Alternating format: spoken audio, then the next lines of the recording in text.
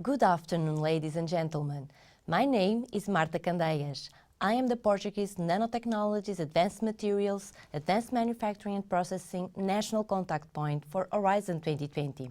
And I am part of the NCP European Network, the project NMBP team funded by the European Commission.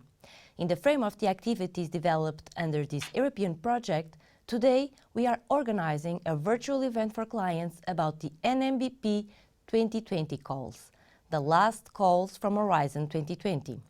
These calls are very important, not only because this year the available budget is higher than the previous years, but mostly because they reflect already the transition to the next European Framework Programme for Research and Innovation, Horizon Europe. But I am sure Nicholas Delianakis, Programming Officer of DG Research and Innovation from the European Commission, will tell us all about this. He is our main speaker of today and will present the 2020 NMBP calls and some new aspects that are already a preparation for the future. Thank you, Nicholas, for your availability to be here today with us and share this valuable information. After this brief welcome to you, we will start with Nicholas' presentation, which will be followed by a question and answers period, beginning with the questions that we have already received in the registration forms. However, you can also put any question through the chat tool live, and I will ask them to Nicholas after the presentation. For those of you that follow our webinars, you may notice that I'm alone today in managing this webinar. So please bear with me if I do not react immediately to your questions or comments in the chat tool. I remind you that, as always, this event will be recorded and along with the presentation and the answers will be published on the project's website. Nicholas, once again, thank you for joining us. The floor is yours. Thank you, Marta. Good afternoon, ladies and gentlemen. It's a pleasure to be with you, albeit electronically. So I will, as Marta said, I will go over the work program 2020 reasonably fast in order to allow as much time as possible for questions, but also explaining on the way some things that are new or bridges to Horizon Europe, as Marta said, and also some things that are important. Next slide, please. So first of all, it is important for any proposer to understand where the work programs come from, because increasingly we are thinking about impact. It's not just about pursuing certain technologies. We are always interested in the impact that the work has afterwards. So the long-term impacts are the political priorities of the Commission, and in this case, we are thinking about the EU industry fit for the future, an energy union with climate action, stronger global actor, and a more social Europe. Now, the President-elect, as you probably know already, has come up with her priorities, and on substance they are very similar to the priorities that you see here and on which the last work program of Horizon 2020 was based. Now, Horizon Europe will be based on the new priorities of the President, which are, of course, compatible in substance, because sustainability, inclusion, competitiveness are still major issues for Europe. And I also remind you of Commissioner Moedos's priorities, which are open innovation, open science, and open to the world. Open innovation, of course, being particularly important in this part of Horizon 2020, because, of course, we are interested in attracting as many newcomers as possible with new ideas, new ways of tackling the impacts and the problems we have in mind. Next slide, please. Two other important documents to look at, and they are relatively short, and you can follow the links from the presentation, are the renewed industrial policy strategy, which Commission adopted in September 2017. And this is going to be followed soon by a new policy strategy to be adopted early next year.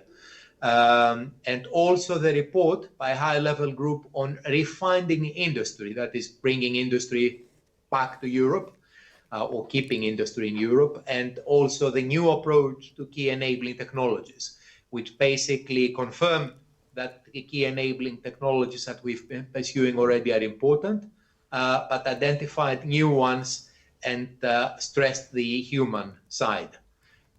Next slide, please. These are just some parameters that are important to bear in mind and which explain why this program is important. Next slide, please. Now, the challenges we are addressing already in Horizon 2020, and which will not be very different in the beginning of Horizon Europe, is that industry is facing growing competition and investments. So we want our public investments to leverage much more investment, whether from the member states, the regions, and of course the private sector. And we want to bring technologies closer to the market. That was a driving philosophy of this work program in Horizon of this part of the program of Horizon 2020. And we also want, beyond the work program, we want to develop the ecosystems that SMEs need in order to thrive, and we want to support the development of skills and competencies. Now, all these things, you will see that in Horizon Europe will be becoming increasingly important. And if you look now at the orientations that have been open to public consultation for Horizon Europe, you will see that the existing issues, bringing the technologies closer to the market, are still there and prominent. And we have the additional issues of inclusion, skills, and of course, sustainability, living within planetary boundaries. So qualitatively, the various challenges that we will be addressing with a new program in Horizon Europe are the same, but we do them in a more impact-oriented way. How industry can invest and create jobs in Europe, how to renew and extend our global leadership as a leader in sustainability in particular, and how to generate returns for Europe. Next slide, please. This is the architecture of the program. I would like to remind you, NMBP is part of Horizon 2020, of course. It has three pillars: excellent science, industrial leadership, and societal challenges.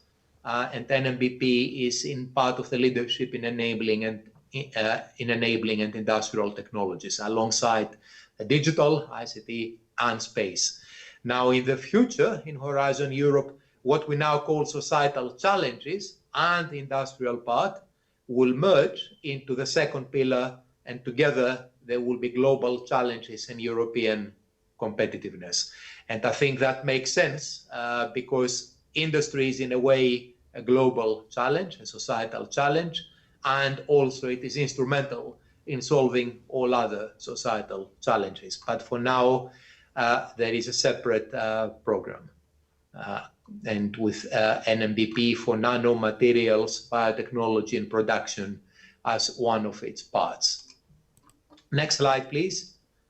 Now, how do we develop the activities? We, to a large extent, half of them come from industrial partnerships, public-private partnerships, and the other half in materials and nano predominantly, and also in biotech, we develop by consulting industry and researchers. So again, the approach is not very different in that in both cases, we have certain industry-oriented roadmaps in mind. It's just that in the case of the public-private partnerships, this is explicit. In Horizon 2020, we have focused on bringing the technologies closer to the market. So we have focused on pilot lines, demonstrators, and testbeds more recently. We have focused on technology readiness levels from about 3 or 4 to 6 or 7. and increasingly we are emphasizing impact. So that is important to bear in mind, because in Horizon Europe, this approach, the emphasis on impact, will be even stronger. And in order to maximize impact, we ask for business cases and exploitation strategies in most topics, in proposals for most of the topics. The total budget in Horizon 2020 of NMBP is 3.8 billion, of which more than 600 million is going to be under the work program 2020. So as Marta said, it is actually the largest, the year with the largest budget. The last year is the one with the largest budget for NMBP, as well as in other parts of Horizon 2020. This is just to remind you of the technology readiness level scale. We operate from about 4 to 7, because beyond that you expect private funding to kick in. Although one of the issues we recognize is that below 4, there is still a certain need for developments.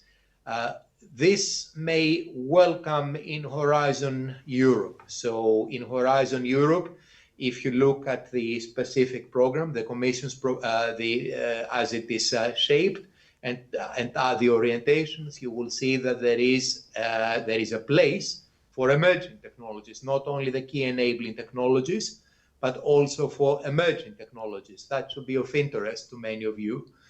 We don't know exactly how it will work, but the general idea is that we want to have more open pathways and to allow more support for more ideas without being totally open. So you could call it open research with a purpose. That will happen in Horizon Europe. For now, in Horizon 2020, the philosophy is to concentrate since the beginning of the program on bringing technologies closer to the market through demonstrators and so on. Next slide, please.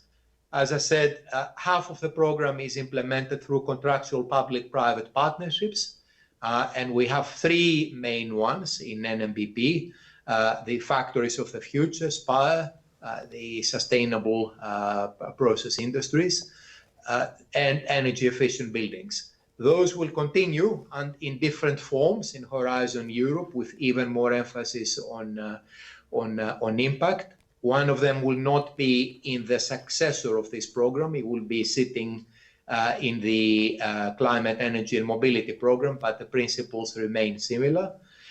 What we're looking for in partnerships is, first of all, leverage. We want the public funding to result in much greater private funding, but we are also looking for the commitment of the private partners to take things forward and to, for example, and to help us, to say it in one word, to help us with the future. So it's not only about funding, following a roadmap and funding projects. It's also about developing the medium and long-term impacts together. And that, of course, will continue. Next slide, please. This is an overview of the public-private partnerships in Horizon 2020. The ones in light blue, mainly on the right, the contractual PPPs, are the ones that are supported through NMBP. The 3 main ones, plus a contribution to green vehicles. And on the left, you see the institutionalized PPPs, of which, and out of those, we support, NMBP supports bio-based industries to some extent.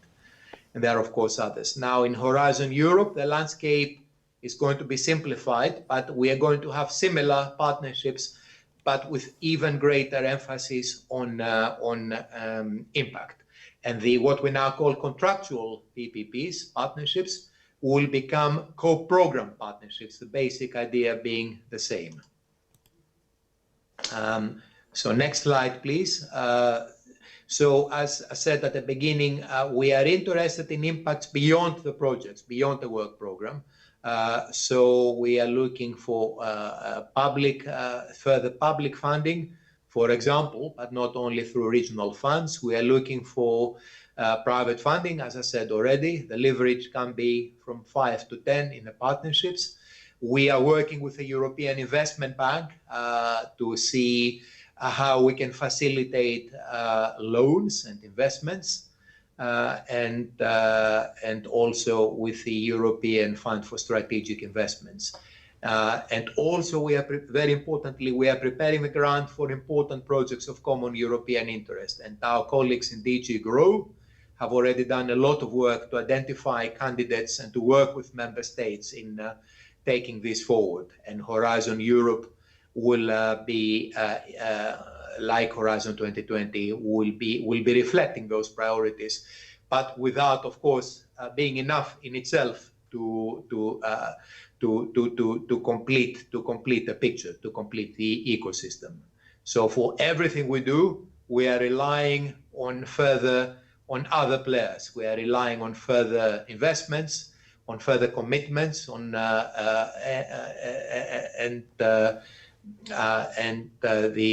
we are relying on the willingness of industry to take all the ideas and all the technologies forward. Now, next slide, please. So the expected impact comes in many ways. The more obvious ones are the technological ambitions, and in most topics, virtually all topics you have seen already, there are what we might call technological ambitions, for example, improvements in energy efficiency and so on. At the same time, in order to make impact more, to ensure that there is impact after the projects, beyond the outcomes, we are asking in most cases for business cases and exploitation strategies for industrialization. You will see an explicit reference to these in most topics, and in the introduction to the work program, you will see about one page that sets out what a good business case and a good exploitation strategy might include. It's not prescriptive, but there are some ideas. And I would urge any proposer to look at these things very carefully, because that often makes a difference between two proposals that are otherwise excellent, that are excellent technologically, but one has a better pathway, a more convincing pathway for impact in the future. And that is an increasingly important idea in Horizon Europe. So this is important not only for now, but even more important for Horizon Europe. And another thing that is becoming increasingly important and we're trying to support is reaching out to newcomers, that is to players who are not already involved, maybe players who think the program is not for them or who find it too complicated to navigate. And there we rely very heavily on the national contact points as well as others, as well as to the existing participants to bring people, to bring new players. And again, this is something that will be strengthened further in Horizon Europe. Next slide, please. This refers to lessons learned from the interim evaluation of Horizon 2020. So to a large extent, these lessons were implemented already in the work program 2018, but increasingly we are implementing them in 2019 and 20. So one of the things you may have noticed is that we are strengthening. We see that a lot of projects, and that's very encouraging, intend to take their results to the markets. And we see newcomers, but we want to improve on that. And in order to, some of the ways in which we improve things are first to have fewer topics per year. You may have noticed that. The topics we had used to be of the order of 15 million euros. Now they are of the order of 25 million euros in general. We introduced the open innovation testbeds to extend the pilot lines, to create one-stop shops to enable innovators to capitalize on technologies. We piloted a 50% funding rate in some cases for demonstrators that go close to the market to ensure that there is an even greater industrial commitment. Increasingly, we have the AI elements, artificial intelligence, and the human elements that correspond to what we call fourth and fifth industrial revolution. And in all these ways, we seek to bridge to Horizon Europe through these ways and through the increasing emphasis on impact. In Horizon Europe, impact will come first. A typical topic will start with the impact and will have a scope. This is a map of the current calls in 2018-2020, including 2020. We have three main calls reflecting our three main priorities. One is the foundations for tomorrow's industry, and a lot of materials and nanotechnology is there. The other one is transforming European industry, factories of the future. And the third one is about industrial sustainability. And you can see that these reflect the political priorities that I started with. And in Horizon Europe, there will be in some ways a similar picture. We will be addressing industrial competitiveness and leadership in parallel to sustainability, to staying within planetary boundaries, and increasingly doing those things, contributing to societal inclusion through our activities, without, of course, solving this problem single-handedly. Next slide, please. We have an increasing emphasis on digitization. So, for example, if you look at SPIRE, the sustainable process industries, or the energy efficient buildings, you will see our emphasis on the digital aspects. Ultimately, what we're trying to do is bridge the digital and the physical worlds. Because when we say the digital future, it's not only digital, as we all know, it is about bringing digital and other technologies together. And that is what we are also trying to do in this work program. Next slide, please. Open innovation test beds, I've already introduced those, and they started in 2018. It's a large investment, 260 million over 3 years. In these open innovation test beds that are like upscaling pilot lines, but with the addition of characterization, modeling, and all those activities that our innovators will need in order to capitalize on the technologies. And through these, we are hoping to create an ecosystem for innovation, which, of course, we intend to continue supporting in Horizon Europe. And the next slide, please. This is how we went from the pilot lines of FP7 and the early years of Horizon 2020 to the open innovation test beds. And I will encourage you to look at this year's communication, technology infrastructures. That is a link at the bottom of the page, which sets out our goals for now and for the future. Next slide, please. You can see here the open innovation test beds for 2020, 3 of them complemented with a topic for modeling. All these are to complete the ecosystem that we started creating in 2018, but which we'll continue to support in Horizon Europe. Next slide, please. The work program, the NMBP, contributes to 3 so-called focus areas that bring together contributions from different places, different parts of the program. They are digitizing and transforming European industry and services, 1.7 billion in total, with 700 million from NMBP. The next slide, please, is building a low carbon climate resilient future with a total of 3.7 billion and 300 or 400 million contribution from NMBP. And the last one is the circular economy, 1 billion, of which about a third, 300 million, comes from NMBP. So I'm showing this to show you the mission-oriented approach that we see already in Horizon Europe, in Horizon 2020, and which will become much stronger in Horizon Europe. Here you see the 3 main calls with their budgets. And in addition to the calls, to the 3 main calls, we have introduced in 2020 a cross-thematic call called Competitive Low Carbon and Circular Industries, with a total contribution of 110 billion from NMBP, but a total budget of more than 200 million, coming also from other societal challenges. And this is an indication of how we will proceed of the so-called portfolio approach, how different parts of the program are used to serve the same purpose. You can expect to see much more of this way of working in Horizon Europe, because there we will not be pursuing just the technologies, we will be pursuing an overall impact. So we will have missions.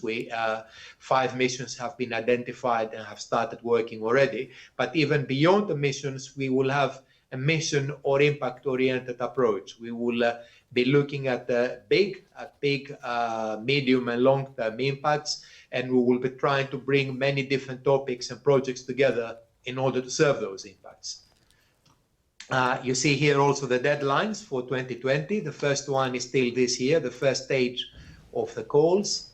And if the remaining slides are now the different groups of topics. Next slide, the open innovation testbeds, the materials characterization and computational modeling. Next one, the governance, including the safety, but also a topic for newcomers and a topic for engaging with citizens. Next slide, the industry commons, a way to support the sharing of data for innovation. Next one, the factories of the future. Next one, biotechnology. One topic is for cooperation with China. It has a separate deadline. Next one, materials for medical innovations. Next one, the topics for SPIRE, except 3 more topics are under the cross-cutting call. Next slide, materials for energy. And here, please note that one topic has not disappeared, but has been moved to another part of the work program. And there it receives funding from both the Energy Challenge and from NMBP. So that is once again an example of how things might look in the future. This co-creation again, this idea of pulling resources together to serve common purposes. Next slide, energy efficient buildings, increasingly digital and human-centered in this year. And in the future, we see a lot of this activity under the cluster of Horizon Europe for climate, energy and mobility. And finally, here you see the cross-cutting call for competitive low-carbon circular industries. About half of the contribution, half of the topics come from NMBP, and the other half come from societal challenges for energy and environment, raw materials. And again, an illustration of how we are working together. And here we intend to pursue the so-called portfolio approach, where we will be monitoring all the funded projects as in a single portfolio.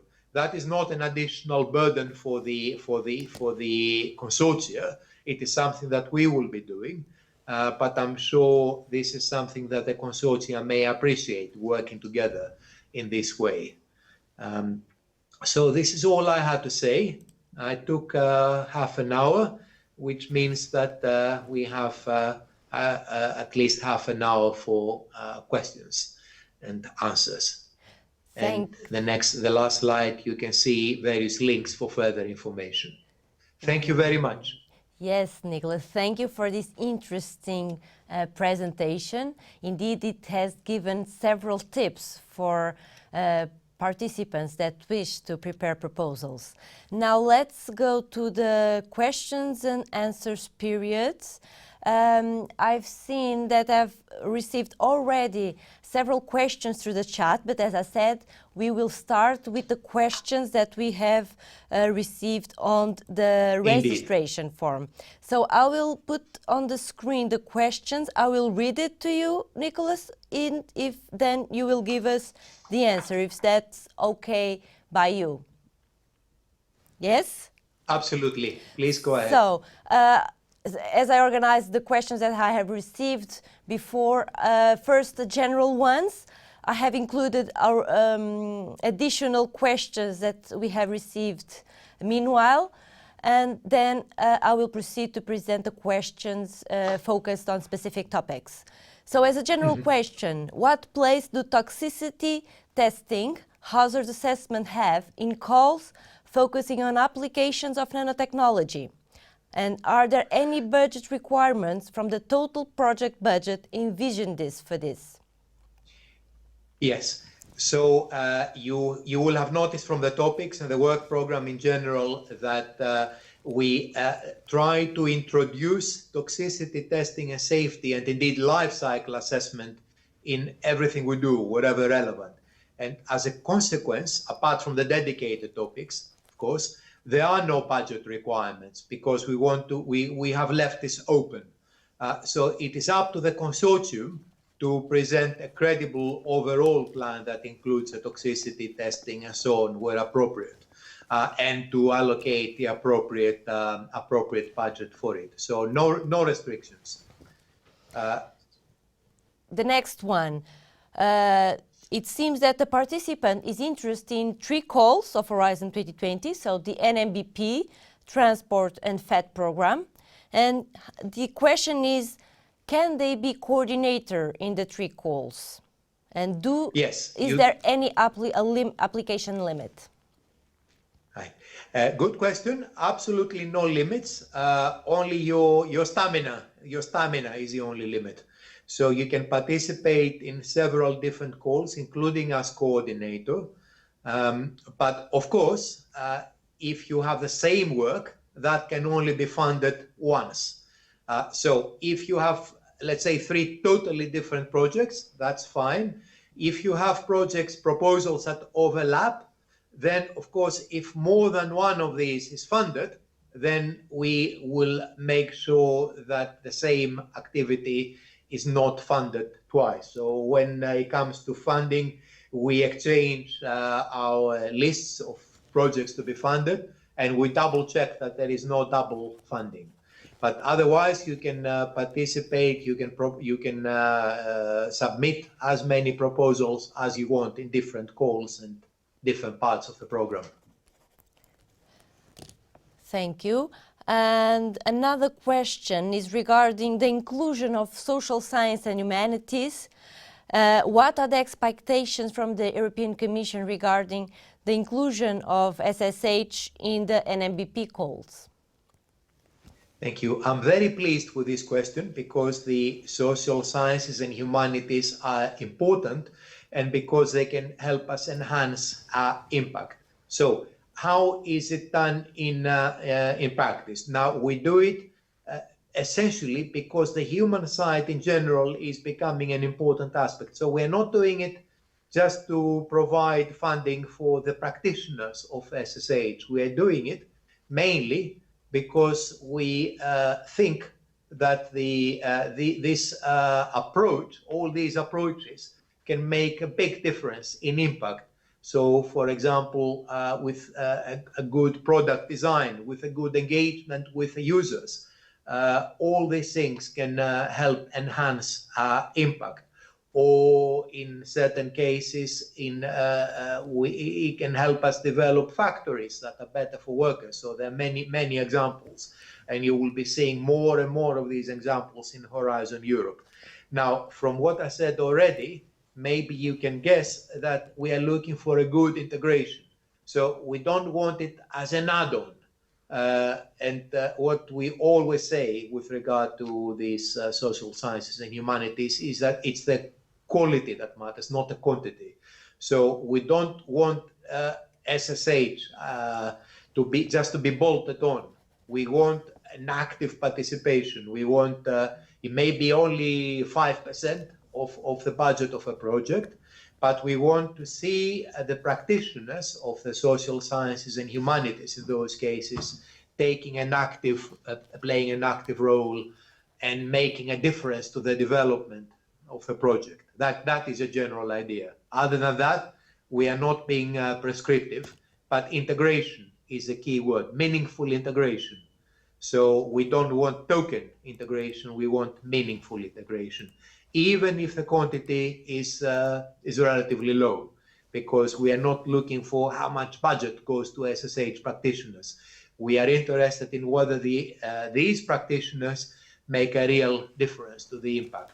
And there's a huge amount of work on that. I could be talking for a long time, much more than 20 minutes on this subject, because it's one of the subjects that interests me personally. But please take a look at all the work that has been done on this, and also look at the topic we have in 2020, which is called Citizens and Industrial Technologies, which is about the engagement of citizens with what we're doing in a work program like this. Thank you. The next question is a curious one. It's more like a request. It's a proposer is Yes. asking for the delay of the deadline. Right, that's not a question I had on my list. Let me see. Can you show it again? Can the December date for submission be delayed by 1 week? I will check that. I'm almost certain that the answer is no, because programming is extremely tight. I will certainly check, but I will not be surprised if the answer is no, because if we, to my knowledge, we have only changed deadlines when there has been serious technical problems, which of course is a rare occurrence. But I will check and I will respond on that. Thank you, Nicholas. I'm sorry. The next questions are also were not also on your list, and they are about the international cooperation opportunities. So, what international opportunities are there in the program? And how can we meet partners to build a consortium? All right. As you may have seen already, there is one topic that is explicitly open to international cooperation, where international cooperation is necessary, international cooperation with China. Other than that, we rely on the general opening of Horizon 2020 to international cooperation, which is always welcome. We have, if you have seen from the work program that that it is generally open. There is no explicit call for international cooperation except in that particular topic. But in all the other topics, you can certainly include international partners, and where appropriate, those international or third country partners can be funded, where if a case can be made that they are needed and that their work should be funded as part of the project. Otherwise, they can still participate with their own resources.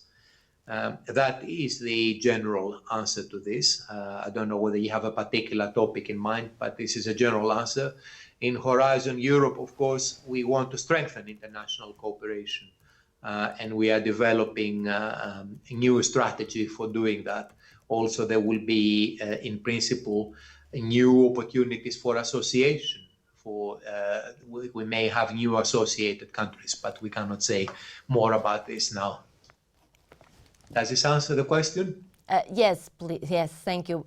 Another one was about how to find partners to build consortia.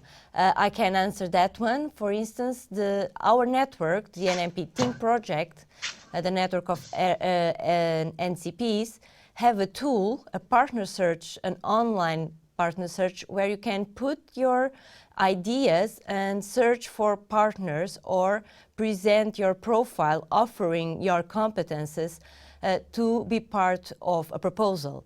So you could use this partner search to find partners and build a consortium.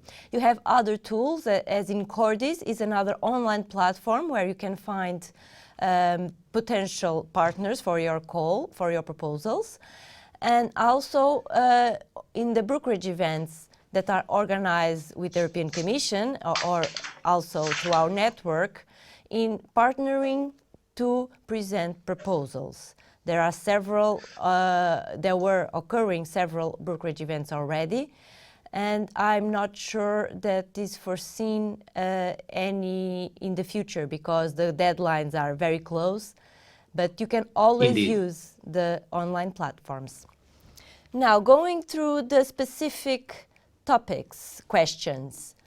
Regarding NMBP 16, what is expected with the number of partners in a proposal for this topic? Right. The same general rule applies. So there is no specific requirement for this topic. You need, as in all other topics other than coordination and support actions, you need at least 3 partners from at least 3 different member state or associated countries. But what I can point out is that this is a fairly typical topic for a research and innovation action. It has a typical budget and the recommended EU contribution is typical. So one would expect a typically sized consortium.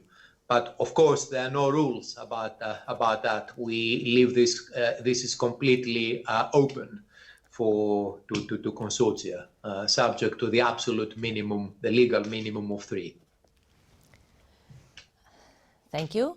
The next question is regarding NMBP 23, and it says it's the next generation organ on a chip topic, and the question is, taking into account medical regulatory requirements, this is something that is written in the scope of the topic. And the question is, in your opinion, would it be advisable to have a partner expert in regulatory testing? Yes, I think so. As with everything else, we'll leave this open. For example, you may choose not to have a partner, but an advisor in the advisory board of the project. You may do it that way. Insofar as possible, we try to leave all these approaches open to the consortia. But yes, the advice could come, this input could come from a partner. Thank you. I'm going to switch to some questions that I've received on the chat tool because they are regarding this specific topic. And those are, it's mentioned in the scope text, the relation to the topic on health area. Advancing the safety assessment of chemicals without the use of animal testing. This is the topic from the health area. Mm-hmm. So this relation is highlighted but not explained. So the question is, how would be the synergies between these 2 topics? How do you see this relation? And can you provide concrete examples? All right. May I take a quick look at the topic to remind myself? NMBP 16, is that right? Sorry, now we've moved on to 23. Sorry, which? 23, the 23, yes, organ on a chip. Yes.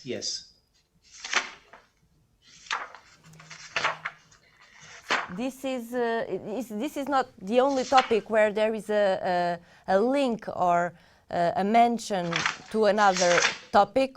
Open topic, by the way, so these are 2 calls that are open at the same time. And so I think the question is how the proposals will be, envisage yes. relations.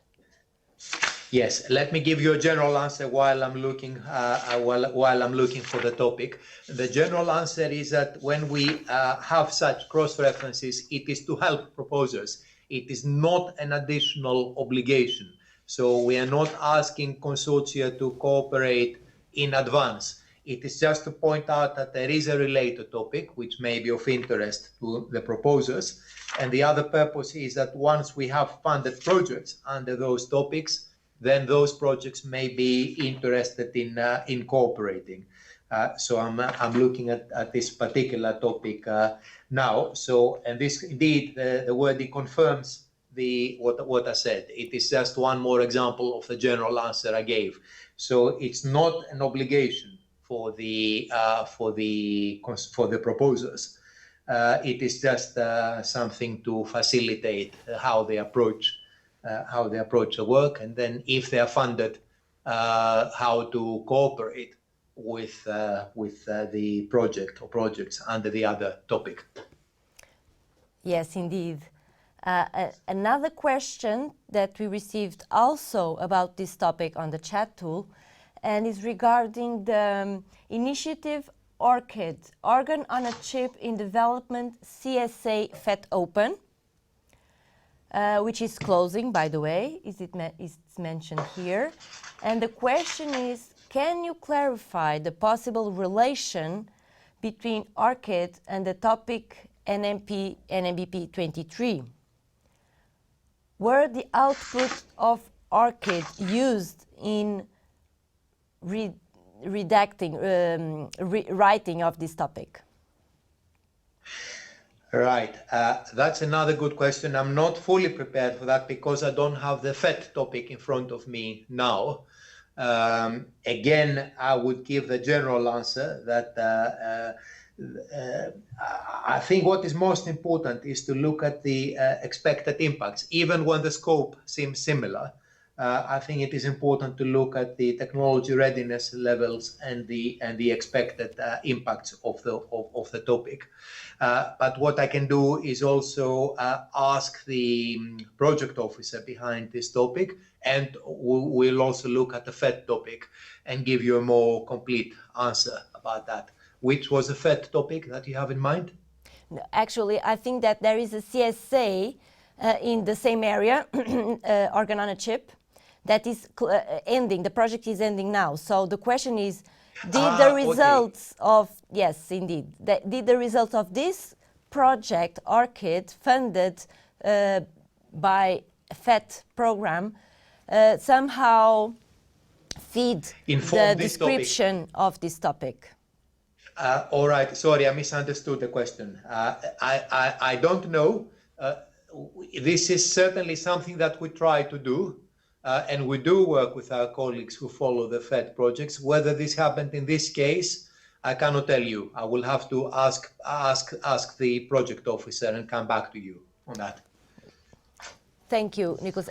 As usual, for those of you who do not follow our webinars, we usually prepare frequently asked questions with the European Commission based on the questions that we have received through this webinar, and then publish it on our website. And also the European Commission usually publish this or addition these questions to their FAQs. Exactly. If we get a question that we think is frequently asked, then we put a question and answer also on our participant portal. Okay, so moving on to the next specific topic, NMBP 21, which is the topic regarding the. I'm sorry, I'm not remembering also the text, but it's not mentioned here. It's the one on osteoarticular. Yes, yes. So there is this is one of the other topics that is a reference to the call in the health area. Reliable and accessible information on cell and gene-based therapies. So again, it's a link, it's a mention to an open call. And again, the question is, how do you foresee links and synergies with this future CSA, and how consortia can deal with this criteria in the proposal? I think you already answered in part this question. And please also remember that the other topic is a CSA, and this topic is a research and innovation action. So they are quite different things, even if the scope is, even if the subject is the same. Okay. Again, in the same topic, the proposal activities should start at TRL 3 and reach TRL 5. However, in order to meet the expected impact, it seems important also to produce clinical data sets to demonstrate health cost reductions. Consequently, can the proposed projects integrate clinical trials, or is this out of scope? Yes. So the answer is that you can go up to the phase 1 of clinical trials would be marginally relevant. So at the end of the project, you could have an element of phase 1 trials. But the topic is not really there to support clinical trials as such. So it is about the technologies. And marginally, it can reach the phase 1 of clinical trials, including some funding for them. Thank you. We have 2 other questions about this topic, so big demand for this topic. And the next question is about in the topic description is written, proposal should cover one of the following domains. And then it says, targeted musculoskeletal delivery of cells or biologically active agents and innovative biomaterials for articular cartilage, ligament and tendon repair in weight-bearing joints. Should the proposal reply to all problematics, or can it reply only to one? For example, articular cartilage disc. Yes. So the successful proposals are expected to address all of this, in fact, because in the past we had proposals addressing only some of these separately in last call.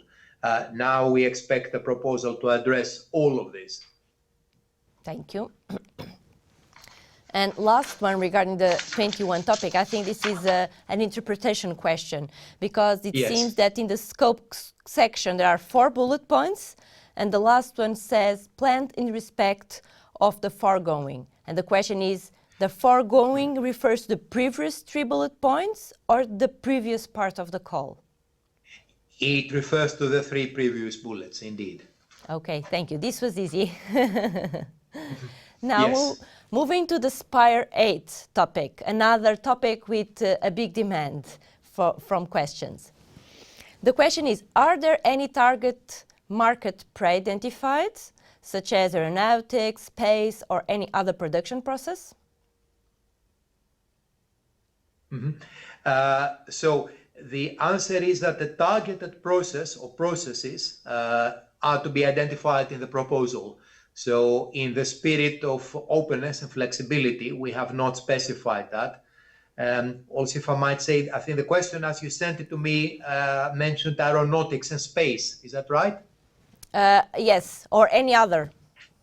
Yes, and in fact, aeronautics and space may be marginal because they're not energy-intensive process industries. But okay, if you have a good example that is relevant to those industries and results in and can do what the topic says, then that too might be eligible.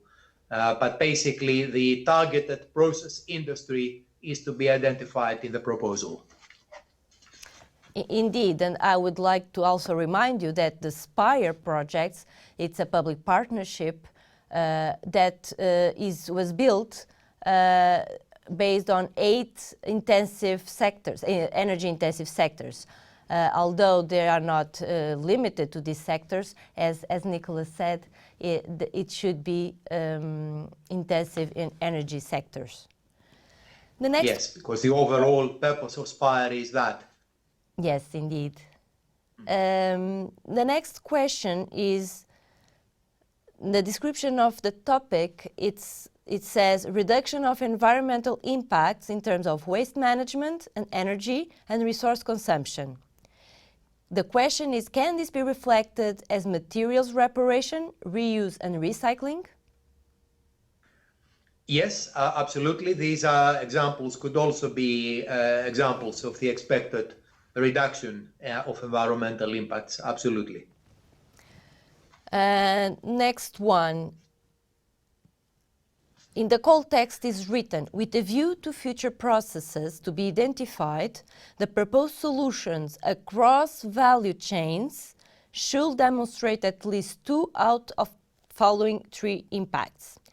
The question here is, can you clarify what is expected with across value chains mean? What is expected with this across value chain? Yes, the idea is that obviously each process industry serves a number of value chains, and the idea is that the impacts should be demonstrated with one or more value chains in mind. So they should not be limited to what happens in the process industry itself, but how that affects the value chain. That is a general idea. Is that clear? If not, I think we will have If not, comments. I can go back to the project officer. This is the preliminary answer. If it's not clear, I will go back to the project officer and ask for more explanations. But the overall approach is indeed is about the whole system. Because as you can imagine, it's not good if you, let's say, you improve a certain process. If you improve something that is made in the process industry, and you improve the process there, but then what you make results in lower performance elsewhere. That is the purpose. That is why it says across the value chain. Okay, I think it's clear, but maybe we could have an answer in writing as FIQ. In fact, I will send you all these answers to your written questions. I will send you in writing. I appreciate that, Nicholas. Thank you. And finally, how many projects are expected to be funded? This is always a recurrent question. Right. Again, there are no fixed numbers. We don't say so, nor do we have an intention to fund a particular number. All I'm going to say is that this topic has an indicative budget, indicative, mind you, of 32.5 million. And the recommended funding per project, which means that not all projects will be at that level, is 4 to 6 million. But if you were to assume that projects are of 5 million, say, then you would expect 6 such projects to be funded. But that depends on the size of the projects. And I also remind you that there is some flexibility on the indicative budget. So if there is a long reserve list for that topic, then the Commission may consider moving some surplus budget, if it has surplus budget to that topic, and funding one more proposal. So the quick answer is that we don't know now, but Okay. you can guess. Yes, we can just make some statistics and be able to know how many projects it probably will be funded. Now Yes. I underline the words. Sorry, I underline the words indicative budget and recommended funding. Yes, indeed. So now I have collected some questions from the chat tool as well. And the first one is regarding the lump sum call. And the question is, if one of the work packages is not completed by the end of the project, must the correspondent part paid on the pre-financing be returned to the European Commission? Good question. I'm not sure about that. What I do know is that if a particular package is not done, then of course the sum for that part will not be paid. I don't know what happens to the whether you have to return the pre-financing at that point. I will need to check that and give you the answer. Okay. It's not always the questions are as easy as they Yes. were. Yes, I didn't expect that question, but yes, but I imagine if at the end, what would be more logical is that at the end of the project, the Commission will check whether there is an outstanding payment to be made. So let's say all other packages are successful, then I suppose the Commission will still have to make a last payment. And I suppose that is how that problem will be solved. Then the consortium will not receive the payment for the package that has not been delivered. I imagine the Commission will not expect that part of the financing to be returned at the moment when that package fails to be delivered, I imagine. But I will ask about that. Thank you. The next one is regarding Spire 7, preserving fresh water, recycling industrial waters industry. And the question is it sufficient to focus only in one industrial sector, or must one include multiple ones?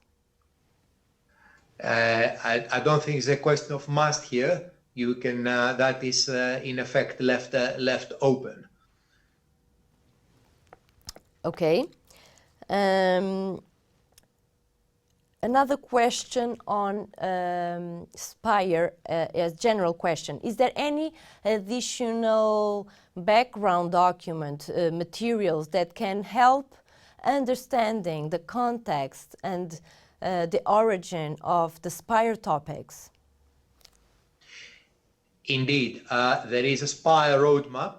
Each public-private partnership develops a roadmap, and then the Commission chooses to support parts of that roadmap and develops the appropriate topics. So please take a look at the roadmap.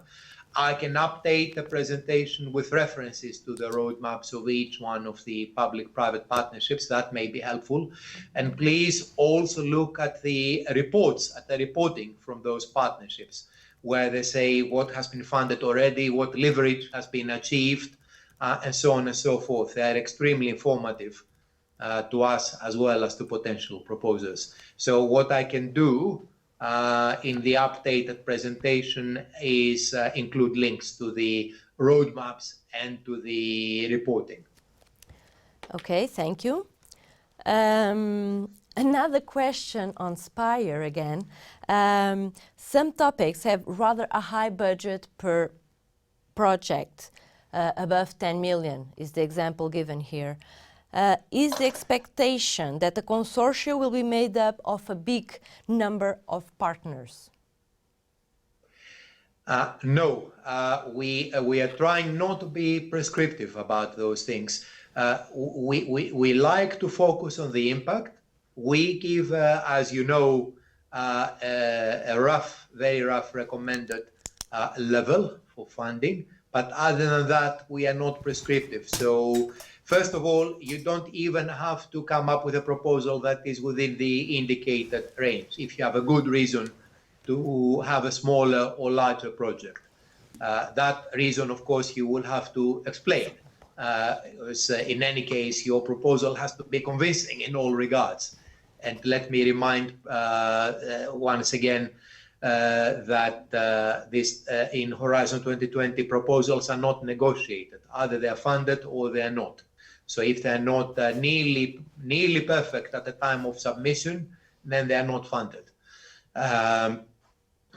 Okay, so we are not being prescriptive about that. We're not saying that you have to stick to what we call the recommended funding level, although most proposers do. Nor do we say how many partners there should be. Or, I mean, typically, as you know, a €6 million project has about 10 partners, but that is by no means a rule. It's not a guideline. You could have the same funding with fewer partners. You could have the same funding with more partners. You could have more funding with more partners, and you can have more funding with fewer partners. What is important is that you present a convincing proposal with the right expertise, the right consortium to carry out, to respond to the challenge, and so on. And the rest is up to you. Thank you. Well, we received another question that I have already given examples, but I will repeat it. The question is there any matchmaking platform? So there are matchmaking platforms in our project. The NMP team project has a partner search online platform. You have Cordis platform to look for partners and projects. And you can always recur also when trying to find companies to the Enterprise Europe network. And finally, are there calls that specifically include Canada in medical topics? There you caught me unprepared because I'm not an expert. Do you mean our medical topics or the topics in the health part No, of no, the... in medical topics in NMBP. I've just received this question on the chat, so I'm sorry for that. Okay, here you caught me unprepared. I will check what I do know, because now I work actually fairly closely to the colleagues who are responsible for health. I know that they have a big initiative with the United States, and they have more or less streamlined that in their part of their work program, because there is a lot of interest in health in the United States in working with us in Europe on health. I don't know what the situation is with Canada. I will ask and let you know. Okay, thank you. As a general question, as a general answer, Canada is one of the third countries, so they are not automatically eligible for funding. But sometimes there are bilateral agreements for some topics, and you should check if this is the case for this specific topic. Indeed. In the, yes, indeed. In the online manual. Absolutely. There is that approach also. Either international cooperation is mentioned explicitly, and then there are additional rights for certain one or more third countries, or they're not mentioned and there the general opening applies. Thank you. So we have some additional questions, but I'm sure some are repeated and others are too specific from what I've seen. So I will send it in writing to you, Nicholas, the one I have not sent you already. Fine. And then I will collect the answers, and we will do as we have already mentioned. The answers will be published in the NMP team website and Very good. In the FAQ by portal, European Commission portal. Okay, so what I will do is check with the project officers on the one or two open issues, and then wait for your additional questions and send you all answers to the ones you've sent me already and to the new ones in writing. Perfect, Nicholas. Now, as a last question, well, it's more or less a comment, I would like to have your opinion on how do you see the transition of this area, nanotechnologies, materials, and manufacturing and processing, in the next framework program? Right. So first of all, I would like to ask the interested people to look not only at the Commission's proposal for Horizon Europe, but also the so-called orientations towards the strategic plan. There was a public consultation on those, and I think you will find those very interesting, useful in answering this and other questions. So for nanotechnology in particular, we see them very much as part of advanced materials. And you know that in Horizon Europe, there is an intervention area for advanced materials. We don't make an absolute distinction now. I mean, we used to have a distinction between advanced materials and nanotechnology, and we found that the boundaries were in fact blurred. So you may see fewer references, explicit references to nano now, but that doesn't mean that the support is less. And the same will happen in Horizon Europe. You will also see that we have the same approach to the technology infrastructures, to the open innovation test beds. So the future is of nanotechnology is guaranteed under Horizon Europe. Another thing I would like to add, because it's particularly relevant to nanotechnology, but not only, is that in Horizon Europe we have envisaged an area for emerging technologies, where the idea is to support the technologies at the emerging phase. So at TRLs somewhat below 4, have something similar to the FET proactive. So more open research with a purpose, as we call it now. And this was an idea that was in fact endorsed by the stakeholders during the public consultation, to work at both to support mature technologies in the way we are doing already and will continue to do, but also to open a window for the more speculative technologies that still have a purpose. And that will be we will see exactly what form that will take, but it's something that is important and that we will pursue. Oh, thank you so much for sharing your opinion with us. Would you like to say one last message before we close this event, Nicholas?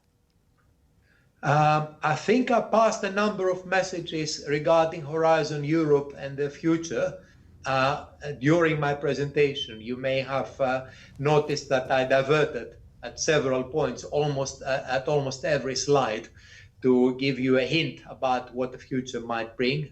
And having done that, I don't think I have anything to add. If you allow me one word, that is impact. Think about impact. That is, it improves your chances of success as proposers, and it enhances our impact as policymakers and funding body. A good final message indeed. Thank you, Nicholas, once again. We are now at the end of this event. We hope it was interesting. We remind you that all the information regarding virtual event for clients are on the NMP team website from today's event and all the others we have already organized. These are always related with Horizon 2020 and nanotechnologies, advanced materials, and advanced manufacturing and processing. For the specific one of today, you will be contacted when it is available. Finally, I take this opportunity to inform you that this was our last webinar and that it was a challenging and fun activity for me to do, but most importantly is if it was useful to you. That's all from my side. Have a nice day.